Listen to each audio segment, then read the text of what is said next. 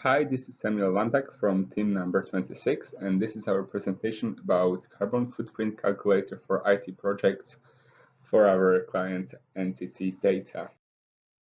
As mentioned, the project goal was to create a carbon footprint calculator where users would input information about the project. The app would process and calculate the results, which would be then displayed in a form of carbon footprint to the users. The main key requirements were to create this calculator via a simple web app or desktop app, and then carry out real measurement as a demonstration of workability. The structure of this system is quite simple. After logging or registering, the users can see all their projects in the project dashboard, and upon clicking on one of them, the user can update, change, or add information in various categories. These categories behave as separate cages that add up to the total carbon footprint, and those categories are project info, devices, electricity supply, and business travel. Then users can see the results on the resulting carbon footprint in the result page, and as well see suggestions which are supposed to help users reduce their carbon footprint. Extra functionalities which we added, but were not part of the requirements, were the login and the registering system. Then we added admin dashboard for handling multiple projects. We also added the business travel category.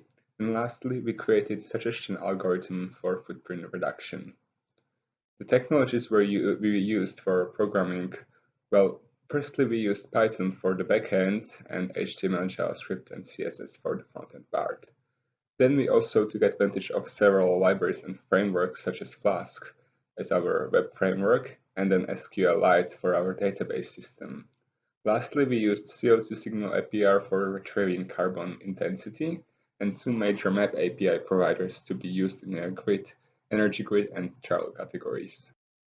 And this is the finished web application. Here we can see an empty project dashboard. Here we can see the project info where we can create a new project and add information such as working hours or project duration. Then we have the devices category where we can add laptops, desktops, servers, and their amount.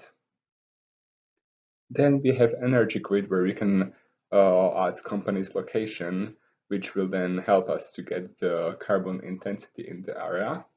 And lastly, we have business travel information where we can add business trips through various methods of transportation, and this will also use the Google Maps API to calculate the distance between origin point and destination point.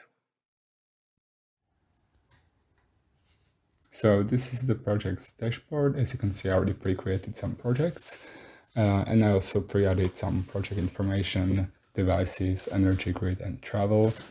But if we go ahead and go to the result page, you can see that this is the project's carbon footprint.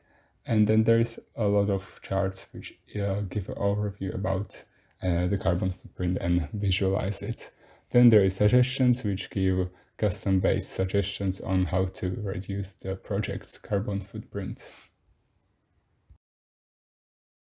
To summarize, the project was successfully completed and all the requirements were met. We also managed to incorporate extra functionalities, and we used more than 15 dependencies of Python libraries which are mentioned in requirements.txt. We also ended up Dockerizing the app for simpler installation and run.